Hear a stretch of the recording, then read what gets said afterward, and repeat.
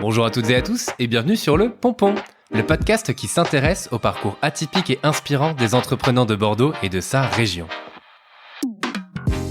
Je suis Théo Robache, formateur à la prise de parole en public et entrepreneur soucieux du bonheur des autres, désireux d'aller à la rencontre de profils épatants pour vous partager leurs histoires. Chefs d'entreprise, artistes sportifs, mes invités créent, suivent leurs rêves et vivent la vie qu'ils ont choisie. Je m'intéresse à leur parcours, leurs échecs, leurs réussites, pour vous transmettre cette envie d'entreprendre et de mener une vie qui vous inspire, dans laquelle vous allez vous éclater.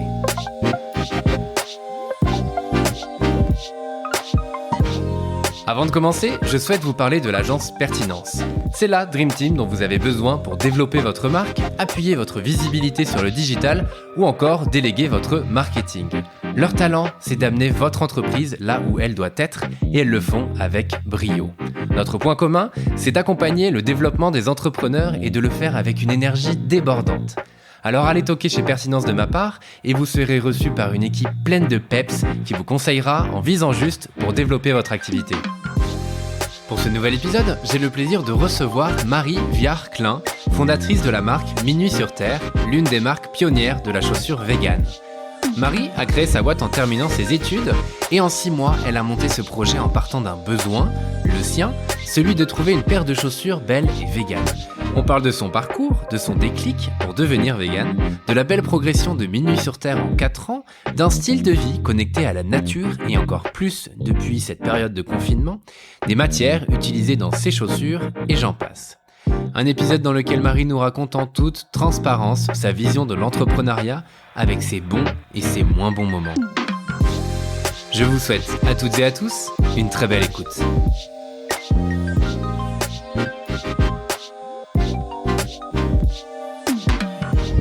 Salut Marie. Bonjour. Et merci d'avoir répondu à mon invitation sur le Pompon. Merci de m'avoir invité. Je suis super content de te recevoir. Et bien avant de commencer, est-ce que tu peux te présenter s'il te plaît ? Du coup, je m'appelle Marie. Jusque-là, ça va. J'ai 27 ans et j'ai créé la marque Minuit sur Terre il y a 4 ans maintenant, on peut dire. Ok, ça marche, super. Et tu nous en diras un petit peu plus après, même beaucoup plus. Et l'idée, c'est de voir ton parcours, un petit peu ce qui t'a amené à créer ta boîte. Tu nous diras aussi ce que c'est, parce qu'on a juste un petit teaser du nom de la boîte. Exactement. T'as fait Sciences Po Bordeaux ?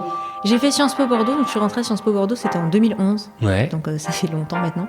Ouais. Et en fait, ça me plaisait pas du tout. Ah ouais ? Non. Ok. Alors pourquoi t'as fait ce choix ? Et ben en fait, j'ai fait une terminale littéraire, je savais pas quoi faire après. On m'a dit les bons élèves, ils font une prépa. Bon, je voulais faire une prépa littéraire du coup. Okay. Puis au bout d'un an, je me suis dit c'est hyper intéressant ce qu'on apprend. Par contre, à la fin, on finit prof. Et s'il y avait un truc que je savais, c'est que je voulais pas faire prof. Ok. Ça, c'était sûr. Et donc du coup, maman m'a dit mais fais Sciences Po, comme ça t'as encore 5 ans pour réfléchir. Fais Sciences Po. C'est une façon de voir les choses pour beaucoup de personnes qui n'est pas forcément la meilleure. Et en même temps, ça laisse le temps de réfléchir. C'est vrai. Voilà. Donc du coup, sauf que la première année c'était chouette parce que première année d'études, c'est toujours sympa. Ouais. Après, je suis partie à l'étranger pendant 1 an, donc c'était chouette aussi. Ok. T'es allée où ? En Norvège. Ok, cool. Canon. Cool, du mois d'août au mois de... Oui. Voilà. L'hiver, c'était moins cool. Température, effectivement, mais c'est un beau pays. pays. La nuit, c'était terrible. J'imagine. Voilà. Et après, en rentrant en 3e année, c'est là où j'en ai vraiment eu marre de Sciences Po. Okay. Parce qu'on faisait que du droit administratif, sciences politiques, et ça me plaisait vraiment, vraiment pas. Ouais. Donc je me suis dit, j'en ai marre, je plaque tout, je pars 1 an en césure et je fais des stages. Okay. Et j'ai fait des stages de marketing, du coup, ce qui m'a beaucoup plu. Et je me suis dit à ce moment-là, c'est ça que je veux faire marketing. Et il y avait un master gestion des entreprises à Sciences Po. Ouais. Que j'ai intégré quand je suis revenue du coup de l'année de césure. Et ce master-là avait l'avantage d'être doublé avec l'IAE en dernière année, ce qui fait qu'en gros la dernière année on passait quasiment tout notre temps à l'IAE et juste 3 heures par semaine à Sciences Po, donc c'était bien, ça m'a fait du bien. Exactement, ça m'a fait du bien. Et c'est en plus en arrivant dans cette l'IAE justement que j'ai découvert qu'il y avait l'incubateur de l'université qui était là-bas. Okay. Et en fait c'est tout bête, mais j'ai suivi une amie qui voulait absolument monter sa boîte et je suis allée à la réunion d'information et moi j'avais une idée qui me trottait dans la tête, mais au départ je m'étais dit peut-être que je vais travailler un petit peu avant, faire un peu d'expérience et le faire après. Ouais. Et il s'avère que j'avais adopté un chien au mois de juin, l'année d'avant. Canel, exactement, Canel. la star de Minuit sur Terre. Et je me suis dit, non mais si je monte mon projet, en fait, je peux rester avec mon chien. Et donc voilà, je me suis dit je vais le faire et puis on verra bien si ça marche. Et puis au pire, j'aurais fait un stage où j'aurais appris plein de choses parce que j'ai pu convertir du coup le stage de fin d'études en création de projet. Donc c'était hyper bien parce que de toute façon, je me dis c'est pas un salaire de stagiaire qui allait changer ma vie. Et j'aurais appris plein de choses si jamais ça marche pas. Et ça a bien marché. Ouais. Voilà, donc trop cool, tu nous en parleras. Et alors à quel moment t'as à la fois cette idée en tête et parce que tu dis que t'avais quand même cette envie d'entreprendre, ça te vient d'où? J'avais pas spécialement l'envie d'entreprendre. En fait, ce qui s'est passé, c'est que je suis végane depuis 6 ans maintenant, longtemps. Et au moment de remplacer mes chaussures en cuir, je me suis dit en fait, il n'y a pas vraiment d'alternative. Soit il y a des choses qui sont faites en plastique chez les marques de fast fashion et la qualité est pas terrible et l'éthique derrière non plus. Sinon, il y a quelques marques véganes qui existent, mais alors là, c'est au niveau du style que ça pêche. Enfin, c'est vraiment moche. Ah ouais. Voilà. Enfin, c'était à l'époque. Maintenant, tout le monde s'est un peu amélioré. Et je me suis dit, mais c'est bête, apparemment il y a des matières, c'est possible de faire avec des matières alternatives, ce qui pêche c'est juste le design et ça me paraissait pas insurmontable en fait. Donc je m'étais dit, et ça c'était en juin 2016, donc c'était juste avant en fait. Et je me suis dit, pourquoi pas, on verra. Et puis finalement, après je me suis dit, autant le faire maintenant, après tout j'ai rien à perdre, et puis... ça s'est lancé comme ça. Ok, donc ça s'est fait un peu... J'avais jamais eu vraiment... il y a beaucoup de gens qui montent une entreprise et qui sont là... moi, je veux monter une entreprise, je vais absolument trouver quelque chose pour lancer ma boîte. Et moi, c'était un peu l'inverse, en fait. Ça m'est un peu tombé dessus et ça a découlé comme ça, alors que je m'étais jamais vue en chef d'entreprise au début. Même si finalement, ça me correspond bien parce que je m'ennuie très vite. Et là, au moins, j'ai jamais le temps de m'ennuyer. Et comme j'ai des tâches très, très différentes et très variées tout le temps et ça change tout le temps... j'ai pas le temps de me lasser. Et puis quand j'en ai marre des chaussures, je fais des sacs. Et quand j'en ai marre des sacs, je fais des pulls. Voilà. Et ça continuera. Exactement. Trop cool. Et alors, pourquoi être devenue végane? Parce que là aussi, c'est un gros sujet, vu que c'est au cœur quand même de la marque. En fait, je m'étais jamais trop posé de questions. Pourtant, on a toujours été des gens qui adorent les animaux. Enfin, dans la famille, on a toujours eu plein d'animaux. Et en fait, c'est l'anniversaire d'une amie. Elle avait fait ses 20 ans. Elle a fait une grande fête. Et il y avait un cochon entier qui était arrivé. Ils l'ont mis sur une broche. Et voilà, ils râpaient le cochon. Et on mangeait le cochon. J'ai pas pu manger le cochon et c'était fini ce jour-là. Ok. Voilà, donc c'était un gros électrochoc. Je me suis dit, mais en fait, ce qu'on mange, c'est un animal qui était vivant avant et voilà, ça m'a fait vraiment... C'est la vision vraiment de l'animal entier, on va dire. Mais c'est ça, parce que quand on achète un steak ou une tranche de jambon au supermarché, on sait pas, on se rend pas compte, c'est tellement ancré dans les habitudes que c'est compliqué. Et donc j'ai commencé par arrêter la viande, après j'ai arrêté le poisson, et après j'ai arrêté le lait. Ça s'est fait sur une période de 6 mois à peu près. Ok, rapide quand même, non? C'était rapide, mais en fait, en général, ce qui manque le plus aux gens, c'est la viande et le goût de la viande. Moi, j'aimais pas spécialement la viande, donc ça m'a pas trop manqué. Donc, et le pire, c'est le fromage. Les gens, il y a une protéine dans le fromage qui rend accro. Et donc les gens ont beaucoup de mal à arrêter, mais moi j'ai toujours détesté le fromage. Donc. C'était pas hyper dur. Franchement, il y a des gens qui ont beaucoup plus de mal parce que justement, ils ont leur conviction éthique, mais ils se disent, mais quand même, c'est bon. Et moi, je n'avais pas ça, donc finalement c'était facile. Alors moi j'essaye d'être végé un petit peu, enfin voilà, de faire attention à ce que je mange effectivement, mais c'est vrai que le fromage c'est dur. Pour les gens qui aiment le fromage, c'est dur. Oui, c'est facile. Tu vois, j'imagine que ça t'a pas choqué d'arrêter, mais c'est vrai qu'arrêter. Et puis en plus maintenant on trouve pas mal d'alternatives pour tout. Mais le fromage, c'est apparemment très mal limité. Moi, j'ose pas goûter parce qu'on me dit que ça a le goût de fromage et comme j'aime pas ça, je me suis dit non, du coup, je veux pas manger. Mais il paraît que c'est pas très très bien limité encore. Donc, alors que pour la viande, on peut trouver des choses pas mal. Pour tout ce qui est yaourt, c'est facile. Il y a même des glaces maintenant. Donc, voilà. Oui, c'est vrai que en 6 ans, j'imagine que ça a quand même bien évolué aussi. Quoi. Au début, il y a beaucoup plus de choix. Au début, tu devais galérer quand même, non? À part en Biocop, on trouvait pas grand chose. Mais bon, après, on trouve d'autres façons de s'alimenter sans tous ces simili, justement, juste à cuisiner des légumes, des légumineuses. Et c'est pas plus mal parce que après, faut pas tomber dans l'excès inverse de prendre que des produits industriels parce que c'est sûr. C'est facile pour remplacer de temps en temps. Pour les gens qui font la transition, c'est hyper simple. Mais par contre, voilà, c'est industriel. C'est comme toute la nourriture industrielle, faut éviter quand même quand on peut. Effectivement. Et justement, alors moi je me pose la question, c'est perso, c'est pas grave, ça peut servir à des gens éventuellement. Est-ce que tu t'as facilement réussi à remplacer tous ces aliments-là? Est-ce que c'est facile de trouver l'information? Et est-ce que moi, je pense qu'on peut le faire, mais j'imagine une perte d'énergie au départ quand la période de switch en remplacement. Est-ce que c'est le cas ou pas du tout? Pour moi, non. Après, je pense que ça doit dépendre des personnes. Il faut pas arrêter totalement la viande du jour au lendemain et manger que des légumes. Ça marche pas. Il faut peut-être se renseigner avant sur comment compenser, pas avoir de carences, etc. Parce que en général, on dit ah oui, les véganes, ils ont peut-être plus de carences que les autres, mais je pense que c'est faux parce que justement, on sait qu'on peut être sensible à ça et on fait hyper attention à ce qu'on mange, alors qu'on dira jamais ça à un étudiant qui mange McDo tous les jours, quoi. C'est sûr. Alors que finalement on peut très bien avoir des carences en mangeant de la viande aussi, ça dépend vraiment de comment on est équilibré. Moi je l'ai pas senti, je faisais beaucoup de sport depuis quelques années, j'en fais un peu moins. Mais quand j'ai lancé Mini sur Terre, je faisais beaucoup de sport, j'ai couru le semi Ok. Cette cool. année-là, donc ça faisait déjà 4 ans ou 3 ans que j'étais végane et ça m'a pas posé de problème. Donc, ça marche. Voilà. Bon, je pose la question à titre. Après, peut-être pour faire de la gonflette, oui, il faut prendre des protéines, mais bon. Oui, c'est ça, voilà. Voilà. Et après, et encore, parce qu'il y a quand même des sportifs, enfin, je pense à Novak Djokovic, moi je suis Oui, quand même beaucoup vrai. le tennis, et lui est vegan, si je ne m'abuse. Oui. Et donc voilà, on peut être sportif de très très haut niveau, même numéro 1 mondial dans son sport. Il faut faire attention à ça. Il faut faire attention, il faut se renseigner. Mm. Et il y a des bouquins et tout, enfin, est-ce que dans ce cas, t'as des choses à alors des conseiller ou pas? livres, il y en a certains. Ouais. Il y a pas mal eu de documentaires. Ok. Notamment, il y en a un qui s'appelle The Game Changers, et je sais justement sur les sportifs de haut niveau qui sont véganes. Ok. Donc, je l'ai pas vu, hein, mais Ok, je ça marche. fais la pub quand même. Bon, c'était la petite partie renseignement personnel, mais qui peut être utile à pas mal de monde aussi. Trop cool. Et donc, alors, comment se passent les débuts de la création de la boîte? Donc, tu me disais, donc c'est en stage de fin d'études. Donc, Mais ça va assez vite parce que j'ai eu l'idée en juin. En octobre, je me suis dit bon, allez, ça y est, je le fais à fond. Donc d'abord, ce que j'ai commencé par faire, c'est demander le statut étudiant entrepreneur, qui permettait d'avoir le stage de fin d'études. Ok. Et bon, c'était facile à voir entre guillemets. J'avais fait une petite vidéo qui a pas mal tourné sur YouTube. Il y a eu 20 000 vues, je crois. On a eu 2000 réponses au questionnaire. Et là, je me suis dit bon, bah quand même, c'est qu'il y a peut-être quelque chose à faire. C'est que ça a l'air de marcher. Et bien à partir de ce moment-là, je me suis dépêchée parce que je savais très bien que entre le moment où j'avais l'idée et au moment où c'était commercialisé, entre guillemets, c'est un temps qu'il faut qu'il soit assez court. Bah ouais. Parce que si jamais ça marche pas avant de confronter au marché, c'est autant de mois perdus.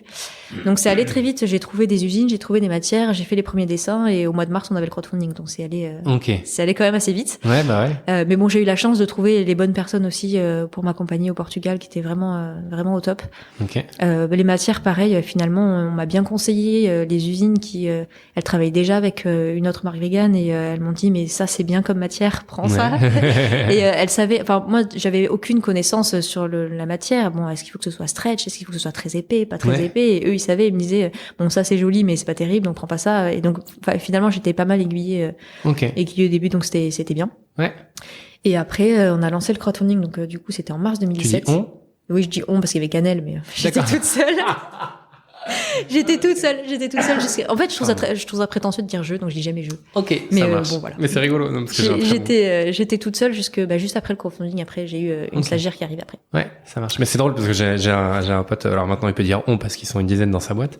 Doug, s'il m'écoute, de temps en temps, je sais qu'il le fait. Et il disait tout le temps on au départ. J'étais là, mais arrête de dire on. En plus, moi, je le connais hyper bien, tu vois, c'est mon meilleur pote, donc arrête de dire on parce que t'es tout seul. Et en fait, effectivement, ce que tu dis, bah là, c'est drôle parce qu'il y a Canel aussi. Donc... Canel, elle pouvait compter un peu. Et puis bon. Ouais, bah, après, en soutien mental. Oui, Canel. Soutien mental. Elle marche très très bien sur les réseaux sociaux, Canel. Je comprends pas. J'ai vu je devrais me rediriger en produits dérivés pour chiens parce que ça marcherait mieux que les chaussures à mon avis. On verra peut-être. Ok, bon bah alors excuse-moi de t'avoir coupé, mais c'était le on, savoir s'il y avait déjà une. Non, une j'étais toute personne seule. Après, ma pas. famille m'a toujours soutenue depuis le début, mais.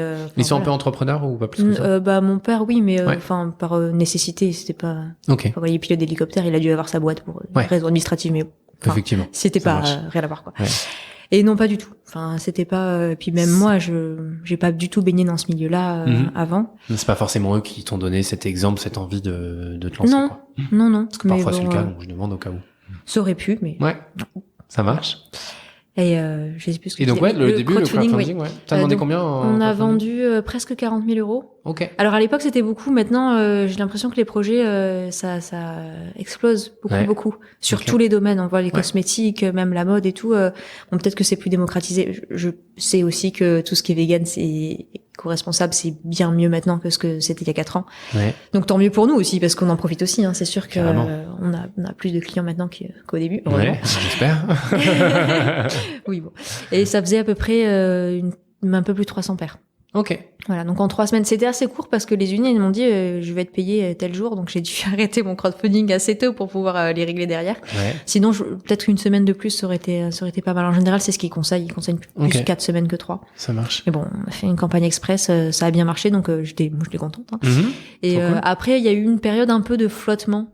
Parce qu'entre le moment où on a fini les précommandes et le moment où on recevait le stock et qu'on pouvait recommencer à vendre, il a fallu qu'on occupe en fait pour la communication. Ouais, c'était un peu long, mais finalement c'était de mars à septembre. On a communiqué sur la fabrication. Enfin, moi, j'ai toujours été une vraie volonté d'être le plus transparente possible. Donc surtout en fait sur les processus de fabrication, les prix. Donc il y avait quand même plein d'infos à partager. On a fait un jeu avec Cannelle aussi pour occuper l'été. Ok. Il fallait être Cannelle et sauter des obstacles et attraper des donuts. Voilà, donc ça a pas mal occupé les gens aussi pendant l'été. Et après, donc en septembre, on a eu la première livraison. On avait commandé 1500 paires au début. Okay. Donc on avait quand même prévu du stock en plus du crowdfunding parce qu'on avait continué à faire quelques précommandes sur le site. On avait fait un salon, on avait fait des précommandes et voilà. Donc c'est arrivé chez mes parents. Qui est chez moi maintenant parce qu'on leur a racheté la maison. Et voilà, donc quand on a vu le gros camion arriver avec du coup il y avait 150 cartons énormes, gros cartons, il a fallu tout ranger. Ça prenait un peu plus que toute la place de la chambre d'amis. On a dû déborder un peu dans les autres pièces. Mais oui, on avait vidé une pièce exprès parce qu'on s'était dit pour ranger le stock, on avait besoin d'espace. J'imagine. Et au début, c'était maman qui faisait les colis. Très gentiment. D'accord. Parce que moi j'étais sur Bordeaux et à Bordeaux j'avais clairement dans mon 40 mètres carrés pas la place de mettre le stock qui occupait à peu près la même surface. Donc ça aurait été compliqué et donc elle a fait les colis jusqu'au mois de janvier. Bon c'est septembre, janvier, ça allait. Quand il y en avait trop, je revenais l'aider le mercredi et puis on faisait à deux. Mais c'est vrai que ça a décollé après assez vite. On n'a pas eu trop de moments où on s'est dit mon Dieu ça marche pas, qu'est-ce que je fais? Cool. Tout de suite ça a pris. On a eu un reportage sur France 3 en septembre 2017, donc juste au moment où on avait le stock. Et ça a bien vendu. On vendait une dizaine de paires par jour, donc c'est pas mal pour le début. Carrément. Noël on a très bien vendu aussi. Et du coup, je me suis dit, on va aller prendre un petit entrepôt parce que maman, elle est bien gentille, mais elle a autre chose à faire. Normalement, ils auront plus de place chez eux, alors. Ouais, bon, c'est pas la place qui manquait, c'était plutôt le temps parce qu'en moyenne, on fait à peu près une dizaine de colis à l'heure. C'est pas énorme, hein, donc ça prend quand même du temps. Et donc, on est passé avec un entrepôt en janvier-février 2018. Ok. Voilà, qui nous gère les colis jusqu'à maintenant et qui sont situés en Bourgogne. Mais ils m'ont appelé cette semaine en me disant trop bien, on ouvre une annexe à Bordeaux. Je suis voilà, c'est parfait. C'est parfait. Donc du coup on sera le stock sera à Bordeaux à partir du mois de novembre normalement. Ok, super. Et alors au début tu te charges de tout, c'est-à-dire que c'est toi qui imagines comment sont les paires, donc le visuel. J'imagine que c'est toi, tu parlais des fournisseurs parce que donc c'est fabriqué au Portugal. Au Portugal avec des matières qui viennent d'Italie, oui. Exactement. Et tu nous parleras des matières aussi parce que je trouve ça hyper intéressant. On n'en a pas encore parlé. Et donc c'est toi qui gères tout au départ. Comment ça se passe? Je gère beaucoup de choses encore. Même tout ce qui est site internet, le premier c'est moi qui l'avais fait. La com c'était moi. Enfin, j'ai un peu fait tout toute seule parce que forcément j'étais toute seule donc j'avais pas trop de choix. Après j'ai une stagiaire qui est venue donc au mois d'avril 2017. Je me trompe pas dans les dates. Qui s'appelle Emma et qui est revenue en CDI du coup il y a 1 an et demi. Ok, cool. Donc elle est toujours là. Qui est toujours là. Elle est partie pendant un moment, mais elle est revenue. Ça va. Coucou elle Emma. Elle est revenue et elle faisait tout ce qui était site internet, donc c'est elle qui a créé le blog, les newsletters, etc. Cool. Donc toute cette partie-là que moi je maîtrisais pas trop, mais que j'ai dû apprendre, hein, mais voilà. Donc mais elle m'épaule toujours sur les mêmes sujets, donc elle fait un peu webmaster, tout ce qui touche aussi la création de produits, d'articles, la mise en page du site, de les newsletters, etc. Est-ce qu'aujourd'hui vous êtes combien dans l'équipe? On est 4-5, ça dépend. C'est-à-dire c'est Cannelle que tu comptes comme moitié ou... c'est pas Cannelle. On est donc du coup il y a moi, il y a Emma qui est en CDI, il y a Florine qui est en CDI depuis septembre qui est aussi une ancienne stagiaire. Il y a Sixtine qui est en alternance et il y a mon copain que je compte à moitié parce que techniquement c'est pas son job mais il fait quand même tout ce qui est photo donc ça lui prend beaucoup de temps. Pour les réseaux sociaux ça prend... on a à peu près 5-6 shootings par an et à chaque fois c'est presque 2 semaines de travail donc voilà. Ça marche, donc quand même. Donc quand même, voilà. Et puis tout quand le site il bug comme ce matin aussi, D'accord. c'est lui qui s'en charge aussi. Donc voilà, c'est pour ça que je le compte à moitié parce que techniquement il est rien du tout pour Minus sur Terre, mais il m'aide quand même beaucoup. Ok, ça marche. Voilà, donc je sais plus. J'ai plus non plus quelle était la question, mais c'est pas grave. Je crois que tu as répondu. On peut en aller sur autre chose qui était intéressant. Est-ce que tu peux nous parler alors des matières qui sont utilisées pour le coup, parce que chaussures vegan, on comprend que c'est pas du cuir animal, mais dans ce cas-là. On m'a déjà demandé si c'était du tofu et que ça se mangeait, donc bon. D'accord. Je pense qu'il y a des gens ils savent pas trop peut-être. Tu réponds à la question. Non, on ne peut pas manger ces chaussures. On peut peut-être. Ah d'accord. Je garantis pas ce qui se passe après. Hein. Non mais au début. Les gens, ils avaient du mal à comprendre que vegan, c'était pas que l'alimentation. Donc c'est vrai, il y a eu une partie éducation aussi sur ces sujets-là parce que ils pensaient, mais du coup, c'est stupide, les chaussures vegan, les chaussures, ça se mange pas de toute façon. En fait, voilà, il a fallu leur expliquer que c'était aussi ne pas utiliser des composants d'origine animale. Donc là, le cuir en l'occurrence. Donc les matières, là, ce qu'on a en ce moment, on a allez, 4 grands types de matières sur les chaussures. On a tout ce qui est cuir de raisin. J'ai pas le droit de dire cuir de raisin, donc matière à base de raisin. Pourquoi t'as pas le droit de dire? Je vais me faire taper par le Conseil national du cuir après. D'accord, ok. Parce que le Conseil national du cuir, c'est uniquement du cuir. En fait, normalement, le cuir, c'est pour désigner animal. C'est un peu comme la même chose qu'ils ont fait avec le lait. On peut pas dire lait végétal, il faut dire boisson. Bon, c'est pareil pour le cuir. Ça marche. Voilà. Mais bon, après, les gens, ils comprennent pas trop, donc je le dis là parce que je suis sûre qu'ils m'écouteront pas. C'est bon. Au pire, t'as rectifié derrière en disant. Oui, voilà. Donc, c'est une matière à base de raisin. Ouais. Donc, ce n'est pas du cuir. Donc, il y a à peu près 60% de raisin dedans. Le reste, il y a du coton et du polyuréthane recyclé. Okay. Donc, ça peut jamais être 100% végétal. Ça serait trop beau. Peut-être bientôt, ça se développe beaucoup ce genre de matière. Donc, peut-être qu'ils vont réussir à quelque chose de mieux. Mais c'est quand même, en termes de composition, c'est quand même ce qu'il y a de mieux, je trouve, en ce moment. Donc, ça, c'est tout ce qui ressemble à une matière lisse, un peu. Donc, ok. Et quand tu dis le raisin, c'est quoi? C'est la grappe, en fait, une fois qu'on a fait les vendanges et qu'ils ont fait le raisin, donc ils pressent tout et ils récupèrent ce qui a été pressé. Donc c'est vraiment du recyclage entre guillemets, c'est quelque chose. C'est la peau, alors. Pas spécialement valoriser la peau, les pépins. Oui, la peau, les pépins. Ouais. Voilà. Donc tout ce qui reste après broyage. Et ça, ils le mélangent avec des huiles végétales et ça fait comme une pâte, comme une crème blanche un peu. Ouais. C'est un peu appétissant en fait. Et après ils en font des grands. Tu par les manger tes chaussures, attention. Peut-être. Ils en font des grands rouleaux de matière après sur lesquels ils peuvent appliquer une couleur ou un aspect, par exemple, faire un grainé ou un plus lisse. Voilà. Ok. Donc ça, c'est fait en Italie. Ouais. On a aussi une matière à base de pommes depuis la rentrée. Donc c'est le même principe, sauf qu'au lieu d'être la peau des raisins, c'est la peau des pommes. Yes. Donc pareil, c'est toujours fait en Italie. Là, le composant végétal est moins important, c'est 26% au lieu de 60%. Ouais. Donc c'est moins bien en termes de compo. Par contre, c'est une entreprise qui est plus ancienne. Donc c'est bête, mais il y a plus de couleurs. Alors et il y a moins de minimum de quantité parce que pour le raisin, les minimums sont assez élevés. Il faut commander au moins 200 ou 300 mètres. Ça fait 2-3 000 paires de chaussures. Donc par couleur, sachant que moi j'aime bien mettre des petits bouts de couleur dans tous les sens, c'est compliqué d'avoir du 100% raisin. Donc c'est pour ça aussi qu'on a mis en place la pomme. On a aussi du polyester recyclé. Donc là c'est des bouteilles plastiques recyclées. Ouais. Donc là c'est 82% recyclé. Encore une fois, on peut pas faire du 100% recyclé. Il faut toujours un ajout de matière neuve, sinon ça tient pas. Et donc ça c'est la matière qui ressemble à du thym, comme celle-là. Ouais. Voilà. Ok. Ça c'est des bouteilles plastiques. Ok. Voilà. Donc elle m'a montré son sac à main pour le coup. Et du coup après on a aussi des matières qui sont à base de céréales. Ouais. Que j'ai oublié de dire. Donc ça c'est pour tout ce qui concerne la doublure et la semelle intérieure des chaussures.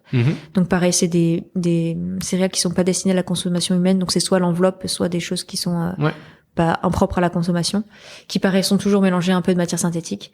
Qu'est-ce qu'on a d'autre comme matière? Et après on a des matières qui sont uniquement synthétiques. Quand on n'a pas encore de quoi remplacer, on est obligé de partir là-dessus, sachant que ça reste des matières qui sont toutes certifiées Ecotex, qui viennent toutes d'Italie avec des matières premières de l'Union européenne. Enfin, je fais très attention à ce que ça vienne pas de loin parce que c'est bête de fabriquer au Portugal et d'aller chercher les matières en Asie, par exemple. C'est ça.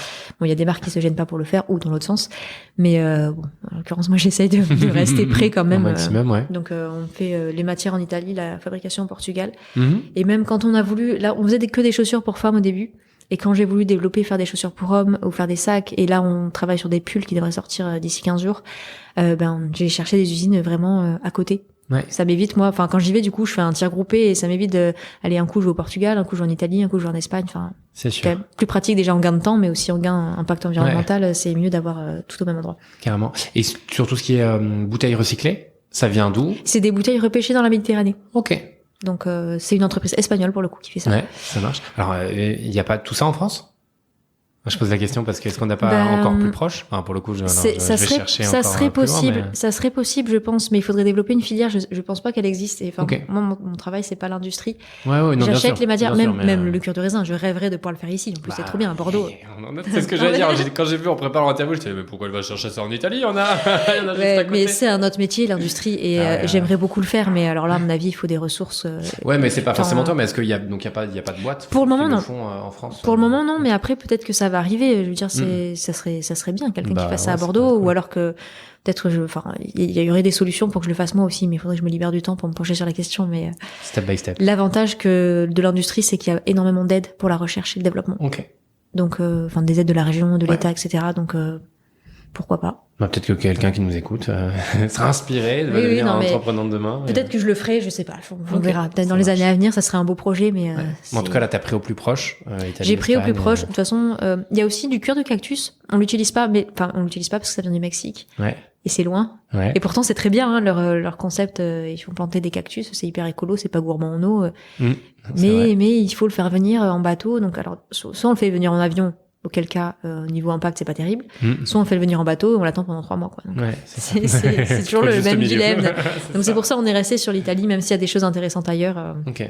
Oui, c'est ça, c'est ce que j'allais dire. Est-ce que, parce que tu parlais de la pomme qui est donc arrivée cette année, en début d'année, est-ce que tu sais s'il y a déjà d'autres, j'allais dire matières qui existent, c'est le terme, hein, on peut dire matière. Oui, on peut dire matière. D'autres matières qui existent, qui sont pas encore transformées. Est-ce que comment on les découvre aussi est-ce que j'en sais rien, mais enfin je vois des plantes ici à Emera. Est-ce que il y a pas de fougère, mais j'ai le terme fougère en tête. Est-ce que à partir d'une fougère, demain on pourra faire peut-être. Il y a pas mal de choses qui se développent et qui sont pas forcément encore au stade de la commercialisation. Okay. Le raisin, moi, on en parlait déjà quand j'ai créé Minu sur Terre, donc en 2016-2017, mais c'était pas au point. Donc moi je les surveillais, je leur envoyais un message tous les 6 mois. Bon, les cocos, quand est-ce que vous êtes prêts? Ça m'intéresse. Donc j'ai dû un peu les embêter, mais du coup on a été les premiers à sortir la gamme de raisins. C'était en mars de cette année. Ouais. On était les premiers à l'utiliser du coup parce que j'étais au taquet sur la sortie de la matière. Et là j'ai vu des choses à base de champignons. Okay. Mais pareil, pour le moment c'est pas au point et ça coûte excessivement cher. C'est l'ordre de 80 € la feuille A4. Il en faudrait au moins 4 pour faire une paire de chaussures à peu près. Donc ça revient un peu cher à la chaussure. On n'y est pas encore, mais peut-être que ça va se développer. Et les plantes, je veux dire, si on peut en faire avec des cactus, on peut en faire aussi avec de l'ananas, des feuilles d'ananas. Donc là, très cool aussi, mais ça vient de loin. Pareil, c'est cultivé. Alors je sais pas d'où viennent leurs ananas, mais c'est une entreprise espagnole qui fait ça. Mais je pense que ça doit venir d'Amérique centrale ou d'Amérique du Sud, les ananas. Donc voilà, c'est toujours la même problématique, à savoir jusqu'où on est prêt à aller. Pareil, des fois on a le choix entre une matière qui est recyclée et une matière qui est végétale mais qui est pas recyclée. Qu'est-ce qu'on fait? Qu'est-ce que les gens préfèrent? Qu'est-ce qui est le mieux en termes d'impact? C'est extrêmement difficile à calculer. Donc t'as une réponse à ça ou ça dépend à chaque fois de la matière? Ça dépend vraiment de la matière. Ça dépend de où c'est fait, de comment c'est fait, du pourcentage recyclé. Le végétal, ça dépend aussi du pourcentage de végétal qu'il y a dedans. C'est extrêmement compliqué. Enfin, il y a personne, à moins de faire des études extrêmement poussées là-dedans et d'avoir vraiment tous les composants. Évidemment, les entreprises qui fabriquent ces matières, elles gardent un peu leur secret de fabrication, donc on sait jamais vraiment tout exactement. Donc je pense que ça serait compliqué à vérifier. Carrément. Et ça te vient d'où ce côté hyper écolo pour le coup? C'est venu un peu après. On a toujours une conscience écolo à la maison, toujours fait attention. Mais c'est vrai que pour moi, vegan et écolo, c'est indissociable. Il y a beaucoup de gens qui disent, moi je suis vegan, mais je m'en fous, l'écologie. Étant donné que c'est quand même l'habitat où habitent les animaux, bon. Je veux dire, il y a un moment, il faut faire attention. Et pour moi, c'est des choses qui sont très liées. Donc c'est vrai que depuis le début, on fait attention. Des fois, c'est extrêmement frustrant parce que il y a pas ce qu'on voudrait. Donc il faut faire attention. Il y a évidemment des choses qu'on peut pas faire, des choses qu'on est obligé de faire. Des fois, quand je vais au Portugal, je n'y vais pas en voiture, j'y vais en avion. Donc c'est mal, je sais, mais pour le moment, je n'ai pas vraiment le choix. Si je pourrais y aller en train et mettre 3 jours, mais bon. Voilà, des fois, il faut accepter qu'on n'est pas parfait. Et il y a souvent sur les réseaux sociaux la police des écolos entre guillemets. Et ils sont là pour remarquer le moindre truc. Alors nous, on fait le moindre pas de travers, on s'en prend plein la tronche. Par contre, H&M, pardon, j'ai peut-être pas le droit de dire des noms de marque. Mais dis les autres alors, Zara. Bon, alors du coup, une autre marque va lancer une gamme éco-responsable. Ils vont encenser le truc alors que c'est quand même fait en Chine, mais ils ont mis 20% de coton recyclé. Donc bon, voilà, c'est toujours. C'est clair. Il faut faire attention et il faut accepter que personne n'est parfait et que rien ne sera jamais parfait et qu'on fait au mieux et voilà, on fait ce qu'on peut, quoi. Donc, c'est déjà pas mal du tout. Si tout le monde faisait comme ça. Et on s'améliore quand même. Enfin, nous, on est toujours dans une démarche d'amélioration continue. Donc, on est vraiment, on surveille ce qui sort, les prix d'innovation pour les matières notamment, ce genre de choses. On fait vraiment extrêmement attention. Des fois, quand on voit quelque chose, on dit ça c'est pas mal, on essaye de l'implémenter tout de suite. C'est l'avantage des petites structures aussi, c'est qu'on peut être extrêmement rapide sur plein de choses. Donc voilà, donc on fait vraiment attention et on se repose jamais sur nos acquis en disant non mais c'est bon, on fait assez bien, on s'en fiche, ça va. Donc voilà, c'est pas du tout l'idée. Ok. Et là donc là dans ta team, tu me disais vous êtes 4, 4-5. 4 et demi. 4 et demi. Plus Cannelle. Plus Cannelle, ah oui, quand même. Évidemment, Cannelle. Il y a quoi comme type de poste? Donc du coup, il y a moi qui fais un peu tout. Je gère encore toute la partie produit. Donc tout ce qui est dessin, choix des matières, agencement des collections, etc. T'as toujours dessiné ça ou tu l'as appris? Non, j'ai jamais su dessiner. Je sais toujours pas dessiner. Je le fais à l'ordinateur. Donc je sais dessiner à l'ordinateur maintenant, mais alors sur un papier, toujours pas. Parce que j'ai pas appris finalement. T'aurais pu aimer ça quand t'étais petite et sans en faire ton métier forcément, mais savoir. Ça a jamais été trop mon truc. Ça marche. Donc au début c'est compliqué. Mes premiers dessins sur Illustrator, Ouais. ça fait peur. Mais bon. Les premières chaussures, en tout cas, les premiers prototypes sur ordinateur. Non, mais heureusement que pour la chaussure, ils sont contingentés par un moule. Ouais. Parce qu'ils ont une forme de pied et ils sont obligés de faire la chaussure sur la forme de pied parce que des fois sinon ça aurait pas ressemblé à grand chose. Ouais. Et voilà, donc du coup je gère encore toute la partie produit, toute la partie administrative, donc le moins drôle, toute la partie finance aussi, le moins drôle, Yes. que je fais pas trop d'ailleurs. C'est pas grave. Du moment que l'argent rentre, je me dis bon ça va, la trésor on verra le mois prochain. On va quand même voir comment lui dépenser. Donc c'est vrai que bon il faudrait que je fasse plus la finance. Bon je fais du management maintenant aussi. Ouais. Yes. Je fais encore pas mal de com. Ouais. Et puis c'est vrai que je gère les problèmes, voilà. Donc c'est moins drôle qu'au début, mais ça fait partie du jeu pour le coup. Voilà, ça fait partie du jeu. Donc du coup, ce que je disais, Emma, elle gère tout ce qui est site internet, newsletter, blog, etc. Donc toute cette partie-là. Ouais. Florine fait le service client. Okay. Et elle a repris récemment tout ce qui est partie analyse des ventes que j'avais pas le temps de faire à fond. Donc bon, j'espère qu'on aura des stats bien plus poussées du coup. Ça fait 2 semaines qu'elle s'en occupe, donc pour le moment pas trop, mais voilà. Donc elle fait le service client qui prend beaucoup de temps parce que forcément, plus on vend, plus on a de gens qui nous écrivent des mails. C'est sûr. C'est le jeu aussi. Ça fait partie du jeu. Ouais. Et du coup, Sixtine qui est là depuis le mois de juillet, qui est en alternance, elle fait un peu de com et tout ce qui est réseaux sociaux. Ok. Ce qui prend aussi énormément de temps parce qu'on essaye de poster, on poste tous les jours sur Instagram, que ce soit des posts ou des stories, donc il y a quand même pas mal de création graphique dessus. Mais ce qui apporte une belle communauté, parce que là vous êtes 50 000, là, bien à peu on près 50 000 abonnés. 50 000 sur Instagram, 50,7 précisément. Ouh là là là là. Et sur Facebook, on n'a pas bougé depuis 10 ans, j'ai l'impression. Mais c'était très très actif Facebook au début. Parce que 2016-2017, c'était encore l'essor de Facebook. Et puis on est allé assez vite à avoir 1000 abonnés sur Facebook et depuis ça a un peu stagné. Stagne, voilà. Ok, ça marche. Mais bon, c'est comme ça aussi, les choses changent. Et c'est pour ça que c'est important de surveiller et de pas délaisser certaines choses. Peut-être que dans 5 ans, ce sera TikTok et Instagram n'existera plus. Exactement. On verra. Ça va vite à ce niveau-là, on verra ce que ça donne. On verra. Et la communauté, alors, est-ce qu'elle est engagée comment Elle est assez engagée. On a quand même pas mal de réactions sur les posts. Mais c'est aussi parce qu'on poste pas pour rien dire. Ouais. Je pense que ça joue beaucoup. On peut avoir une grosse communauté et qui va être très engagée sur un post précis parce qu'on fait une annonce précise. Mais comme on essaye de pas poster si on n'a rien à dire, en général, les gens ils sont assez réactifs. Évidemment, il y a des choses qui marchent mieux que d'autres. Cannelle, par exemple. Encore une fois, Cannelle. Notamment, on a fait. Quand est-ce qu'on a lancé ça? Ça fait 1 an à peu près. On a journé des épisodes de story. C'était la vie de Cannelle. Okay.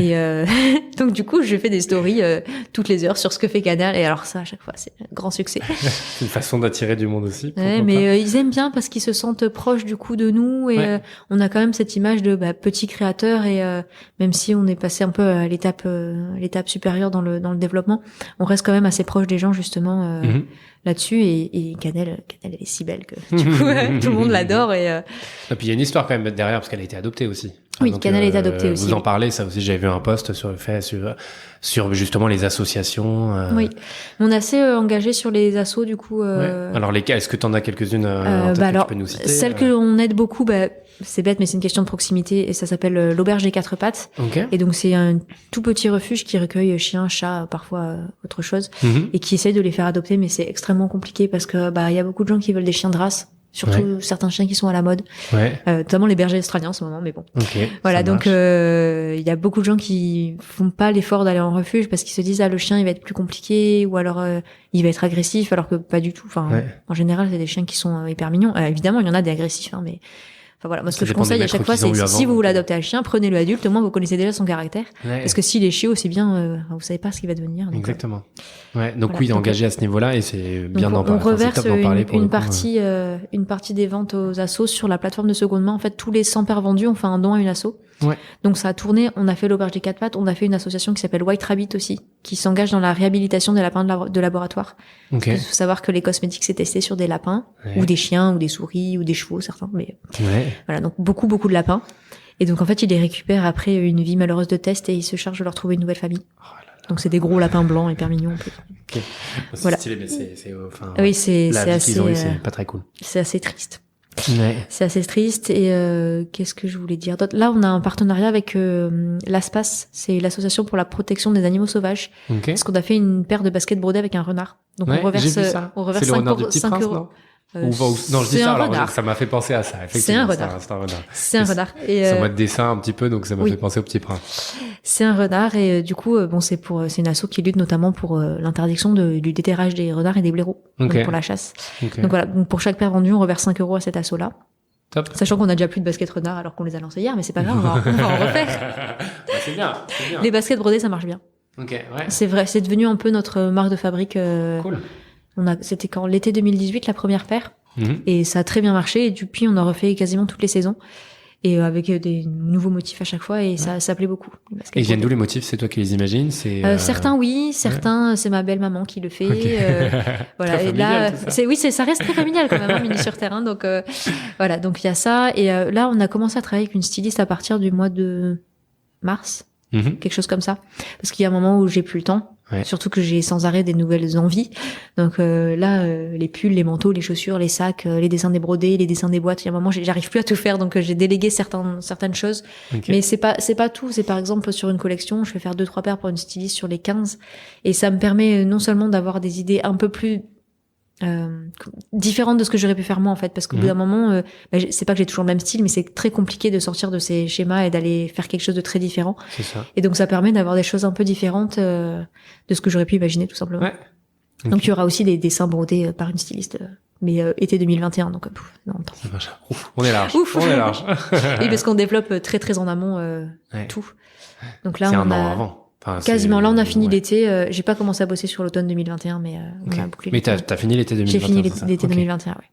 Cool. Donc, mais à la fois, je trouve ça génial et en même temps, tu te dis, il peut se passer tellement de trucs en un an et on l'a vu. Il peut se passer beaucoup de trucs, mais je suis obligée de faire ça parce que les usines, par contre, elles ont beaucoup de retard, ce qui m'embête un peu, parce que moi, je leur envoie les trucs très en avance, mais je les ai pas toujours très en avance après.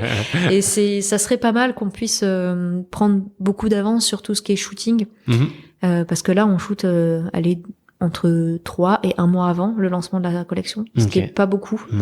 Et ce qui fait que c'est extrêmement compliqué après. De planning éditorial. Alors ça va parce que si on gère tout seul, on peut très bien faire dans l'urgence. Enfin, on y arrive. C'est juste que si on veut mettre des distributeurs ou de la presse au milieu, eux, ils aimeraient bien commander en avance. Et moi, ça me permettrait d'adapter mes quantités. Alors que là, je suis obligée de me dire, je fais un peu pifomètre, quoi. Bon, alors, j'espère que les distributeurs, ils vont pas prendre tous la même paire parce que sinon, on va avoir des problèmes, etc.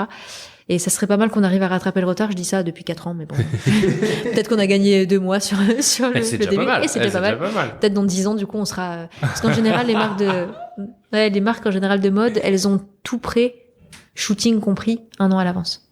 Ok, ouais. On n'est pas là. Ouais, il y a un petit peu de marge.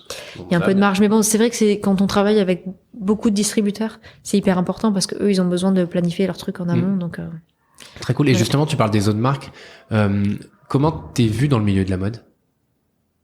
Parce que il évolue forcément, mais voilà, quelle image? Je pense que c'est une question compliquée parce que je suis pas à la place des autres gens. Oui, non, mais bien sûr, mais tu dois avoir des échos, j'imagine. Je pense que pas que ça inspire, mais ils se disent tiens, ça marche bien, c'est une bonne idée, on va faire pareil. Ok. Alors je sais pas si c'est moi en particulier ou les autres marques, mais c'est vrai qu'on a été les premiers sur ce segment-là en France à se dire je fais vraiment quelque chose d'éthique mais de joli aussi. Alors je l'ai vu après sur les marques véganes, ça a fleuri les années d'après. Donc ça je sais très bien que c'est pas du hasard. Mais par contre là ce qu'il y a beaucoup aussi en ce moment, c'est les très grandes marques qui vont sortir une gamme végane ou alors un truc green, etc. Et franchement, j'aurais pas la prétention de dire que j'ai inventé l'eau chaude et que je suis à l'origine de tout, mais bon, c'est une coïncidence quand même. Voilà. De toute façon, c'est pas grave, hein, c'est bien, ça contribue à éveiller les consciences. Il y a aussi beaucoup plus de demandes. Peut-être que ça éveille aussi les consommateurs qui du coup vont aller réclamer à d'autres marques certaines choses plus éco-responsables. Et tout est lié en fait. L'avantage qu'on a, c'est qu'on était là en premier. Donc toutes les petites marques qui se lancent, on leur dit ouais, c'est bien, mais vous avez 3 ans de retard, quoi.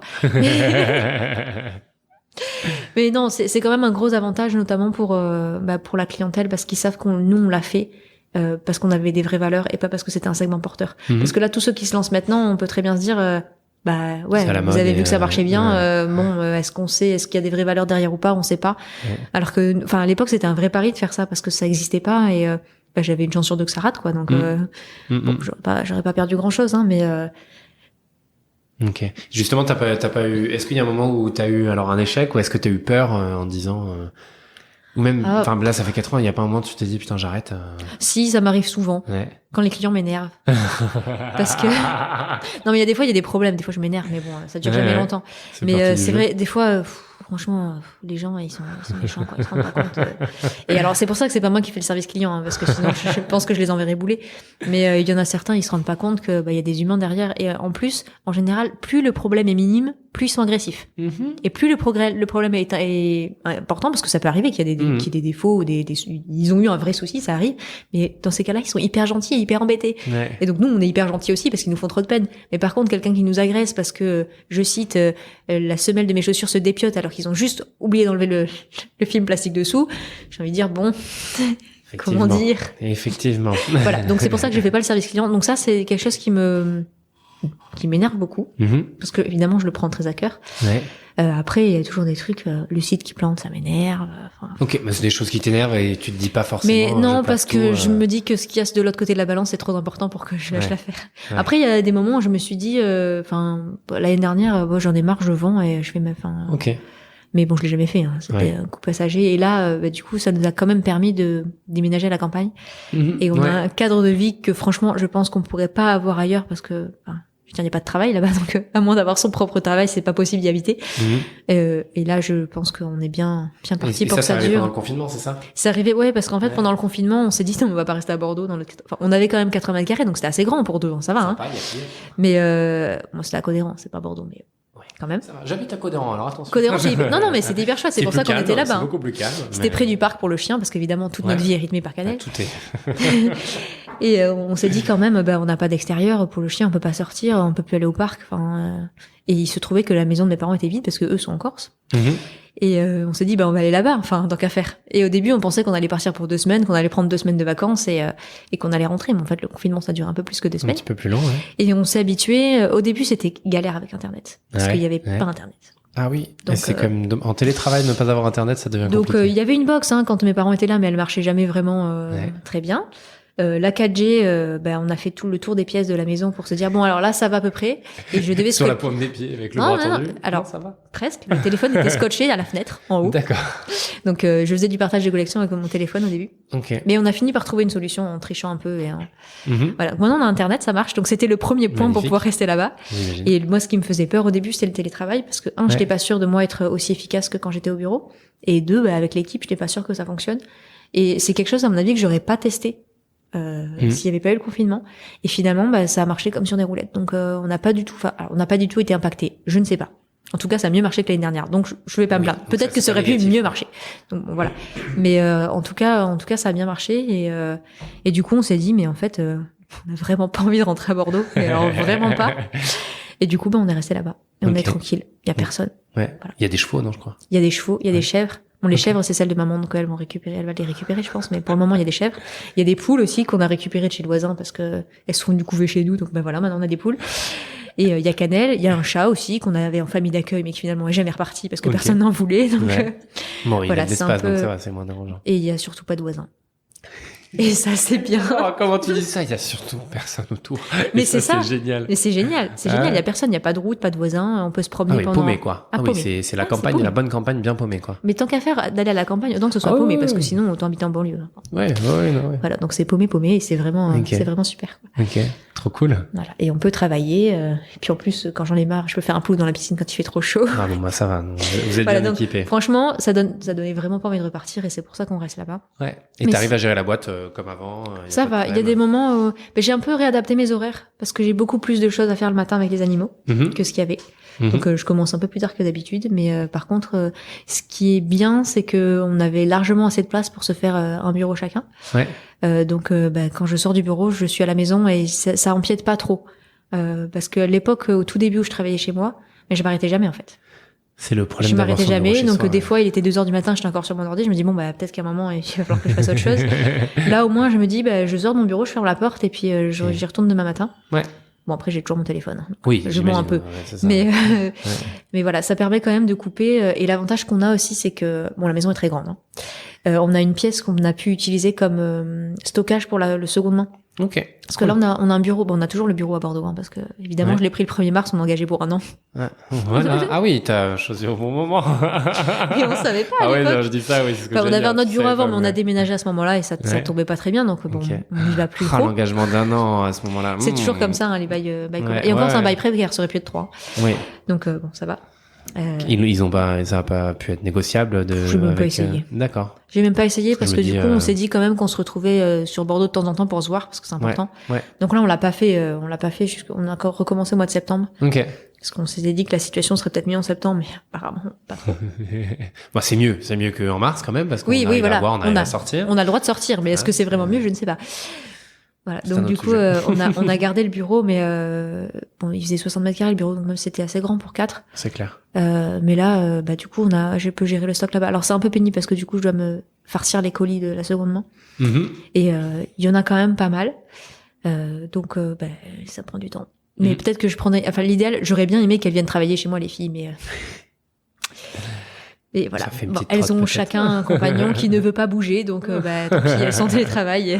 Parce que bon, voilà, moi j'en connais qui rêvaient d'aller à la campagne et qui voudraient bien, mais c'est quand même une vie assez agréable pour le coup. Ouais. Après, il faut pouvoir et il faut avoir envie. Hein. Il y a des gens qui sont très citadins et moi je pensais être très citadine avant de bouger. Hein. Ouais. Donc, des fois, on sait pas.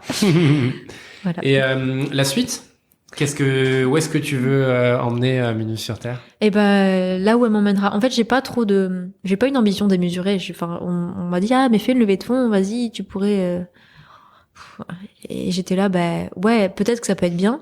Mais déjà, moi, mon travail a totalement changé parce que manager des gens, déjà, c'est pas ce que j'aime et c'est pas forcément ce sur quoi je suis le plus douée. Ouais. Donc, je préfère rester dans l'opérationnel parce que, c'est ce qui me plaît.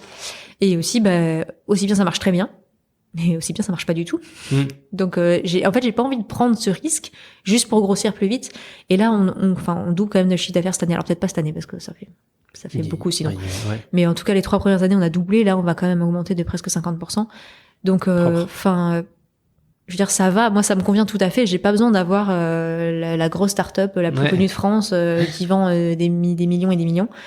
Donc tant que j'arrive à en vivre confortablement, ça me va. Franchement j'ai pas besoin de plus. Après, on a toujours des nouveaux projets côté produits. Donc là, c'est les pulls qu'on sort cette année. En fait, j'étais confrontée au même problème avec les pulls qu'avec les chaussures il y a 4 ans, c'est que tiens, j'ai envie d'acheter un pull sans laine qui est fabriqué de manière éthique. C'est marrant, ça n'existe pas. Du coup, voilà, je l'ai fait. Hein. Ok. Voilà, je l'ai fait, mais c'est ça. C'est exactement mais ça. Non, en fait, une fois que la boîte était en place, c'est quand même plus facile de rajouter un produit, même si c'est très différent des chaussures, que de tout repartir de zéro. Donc voilà, les pulls, ça arrive. Et les pulls, c'est du coton recyclé. Pour le coup, c'est des chutes de l'industrie textile qui sont revalorisées. Ok.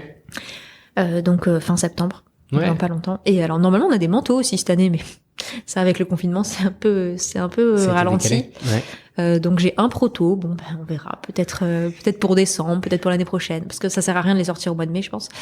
Donc très utile. Moi, vu les conditions climatiques, là encore. Bon, là il fait beau en plus. Hein. Peut-être que ça va être décalé. Hein. Peut-être qu'en mai il fera moins 20, mais bon. Ouais, on sait pas. Effectivement. Donc peut-être des manteaux cette année, on verra. Sinon, ça sera l'année prochaine. Ok. Et puis l'année prochaine, on verra. Hein. J'aurai peut-être d'autres idées d'ici là. J'imagine. J'ai cru comprendre que ça. Alors pour le moment, je me limite aux produits qu'on trouve pas. Ouais. Après, je pourrais très bien me dire, tiens, j'ai envie de faire une marque de mode classique et je vais aller faire des robes, des t-shirts. Ok.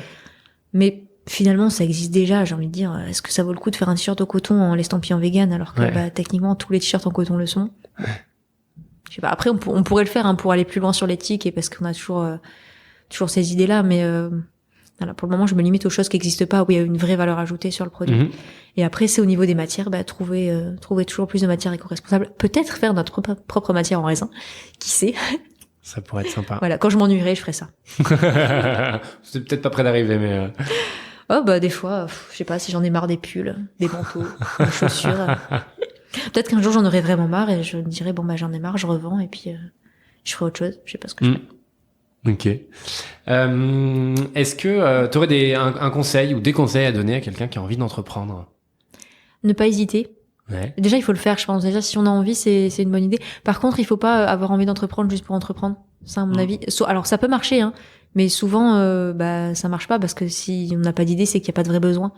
Donc, avoir un vrai besoin, peut-être, comme conseil, c'est pas mal. Ouais. Parce que toi, t'as répondu à ton besoin pour le coup. Oui. Mais c'était pas que le mien, du coup. Oui, c'est Mais vrai. ça part souvent, ça part souvent comme ça en général. C'est que, enfin, si on n'a pas l'idée au début et qu'on se dit tiens, je veux absolument entreprendre et je veux absolument trouver une idée. Alors on peut en cherchant trouver quelque chose qui n'existe pas, ça peut arriver. Hein. Ouais. Mais après il faut se dire aussi il faut aller vite. Parce que si on pense à un truc, on n'est jamais tout seul à penser à un truc comme ça. C'est un peu utopique. Alors, à moins que ce soit un truc vraiment farfelu, mais donc, pour le coup, si personne n'y pense, c'est qu'en général, il n'y a pas trop de marché. Un peu trop farfelu. Mais voilà, donc allez vite et au début, essayez de faire la majorité de choses tout seul. Je dirais pas trop dépenser avant d'avoir confronté le produit au marché. Parce que si on dépense des millions et que finalement personne n'en veut, bah, c'est autant de gâchis. Donc voilà, essayez de confronter le plus vite possible le produit au marché. Ça serait... Ton conseil. C'est mon conseil à moi. Après, il faut pas le prendre à la lettre. Hein. Ça peut pas marcher oui, pour des conseils à tout le monde, donc chacun ses personnes. conseils. On pioche dans ce qu'on veut. Voilà. Ça marche. Est-ce qu'il y a des personnes qui t'inspirent en particulier ou non, mais c'est pas. J'avais une autre question. Je me disais bien. Est-ce que tu as été accompagné alors pas forcément par un incubateur ou peut-être. J'ai été accompagnée par plusieurs choses. L'incubateur de l'IAE. Okay, donc là où il y a tous les étudiants entrepreneurs. Après c'est vrai que Alexandre Savin qui s'occupait de ça à l'époque, il y avait beaucoup de gens. Il avait pas beaucoup de temps du coup pour chaque personne. Mais c'était déjà hyper bien d'avoir un cadre et d'avoir quelqu'un qui s'adressait quand on avait un problème. Mais j'ai toujours été très solitaire surtout. Donc je vais rarement solliciter de l'aide à certaines personnes et je sais que j'ai des amis qui ont monté leur boîte par exemple, elles sont toujours à droite à gauche en train d'aller parler à tout le monde. Je suis pas du tout comme ça. Donc, je reste dans mon coin. C'est pas pesant? Bah non, j'aime pas trop les gens en fait. Donc... non, en vrai, c'est juste que en fait, quand je travaille, je me dis j'ai pas de temps à perdre et je suis à fond sur mon truc et c'est pas bon, je pourrais apprendre plein de choses mais je suis pas très extravertie de base. Ça marche. Et j'irai pas toute seule. Si on vient me voir, je donnerai des conseils avec plaisir, sauf si c'est un concurrent parce que ça on l'a déjà fait hein.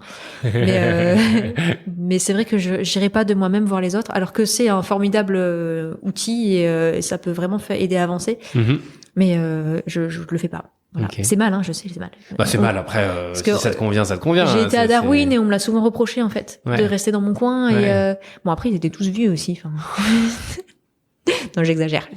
On avait des voisins qui avaient à peu près notre âge, mais ils avaient pas du tout les mêmes problématiques, donc on s'entendait très bien. On faisait des trucs ensemble parfois, mais bon, on parlait pas trop boulot quoi. Voilà. Et par contre j'ai fait à Darwin justement, on y restait presque 2 ans. Du codev, ça s'appelle du co-développement. Et donc là, c'était avec 4 autres personnes et à chaque séance, c'était un nouveau sujet. Ça, c'était vraiment très bien parce que moi, ça me forçait justement de parler avec les gens. C'est sûr. Donc c'était vraiment bien. Voilà. Et après, j'étais accompagnée rapidement par les premières. Mais en fait, je suis arrivée, ils m'ont dit c'est trop tard, vous êtes trop avancé, donc. Donc j'ai eu quelques rendez-vous, mais. Parce qu'elles sont top, si je ne m'abuse. Oui. oui. Et donc du coup là maintenant je suis toute seule, mais bon j'ai toutes mes amies qui ont trouvé ça hyper cool ce que je faisais, donc elles ont leur boîte maintenant aussi. Donc maintenant c'est bien, j'ai plein de personnes à qui parler sur certaines problématiques, donc voilà. Ouais, c'est cool ça, d'avoir des potes entrepreneurs. Oui, c'est bien, c'est bien. Mais donc, parce que pour le coup, effectivement, moi, c'est souvent un conseil que je donne en fin de podcast, c'est rencontrer un maximum de monde. Donc, on n'a pas la même vision des choses à ce niveau-là, mais non, mais je sais qu'il faut que je le fasse. Mais il faut. Il faudrait. Moi, je trouve que c'est bien d'échanger avec du monde parce que ça t'apporte des idées, ça te challenge, t'as des conseils. Enfin voilà, il y a plein de choses. Après, chacun son caractère et voilà. Et je ne juge pas pour le coup. Est-ce qu'il y a une personne que tu me recommanderais à interviewer sur ce podcast? Donc Bordeaux et de la région. Qui est forcément un énorme succès ou pas forcément. Alors si t'as quelqu'un en tête qui a un énorme succès, c'est cool aussi, mais après. Claudia de Klaus qui fait des parasols éco-responsables. Donc ça c'est hyper cool ce qu'elle fait. Ils sont hyper beaux en plus. Fait parasols et parapluies aussi maintenant parce qu'on l'a tous dit. À Bordeaux il pleut beaucoup. Quand même. Fait des Alors parapluies. là on a eu un été incroyable. C'est vrai. Mais on va avoir un hiver j'imagine sympathique aussi. C'est possible. Et sinon j'ai mes amis qui ont monté une marque de collants. Qui s'appelle Rêve, elles sont bordelaise aussi d'origine, Elles ont fait exactement la même formation que moi. C'est comme ça qu'on s'est rencontrés, donc et ça marche pas mal, ça s'appelle Rêve Society. Et elles ont fait leur crowdfunding il y a 1 an, et ça a bien marché, elles ont vendu plus de 1000 collants, je crois, même plus que ça, donc cool. Voilà. Bon, ça marche, c'est noté, merci. Est-ce que il y a quelque chose sur lequel tu aimerais qu'on revienne, ou quelque chose qu'on n'a pas abordé, et tu te dis, quand même, ce serait cool d'en parler? Non, je pense qu'on a fait le tour, franchement. Après, je pourrais parler pendant des heures encore, mais. Après, s'il y a des sujets que t'as en tête, parce qu'on a parlé de la boîte, on a parlé un peu de management, rapidement d'écologie quand même. Non, je pense qu'on a fait le tour. Après, voilà. S'il y a des questions qui te viennent après, tu peux m'écrire un message. Je répondrai. Ouais, mais après, on l'aura pas sur le podcast, c'est quand même l'objectif. Mais après, nous, on sera peut-être amené à échanger à l'avenir, pourquoi pas. Mais ok, non, bah top. Ah si, quand même, question que je pose souvent enfin, qu'est-ce qui t'anime au quotidien? Les animaux, je pense. Et le fait d'avoir alors, j'aime ce que je fais. J'aime mon travail. Déjà, je pense que c'est hyper important. Ouais. Mais là, je me rends compte que ça me permet d'avoir un cadre de vie extraordinaire et du coup, je me dis, il faut pas lâcher, quoi, parce que même si des fois j'en ai marre ou j'ai des coups de mou, la contrepartie, en fait, elle est trop énorme pour la lâcher. Ok. Voilà. Mais donc les animaux. Ouais, aussi, je pense contact avec les animaux. Alors, ceux que j'ai à la maison, forcément, et puis bon, tous les autres, qui se font pas du coup manger et tuer pour faire des chaussures. Et pas que.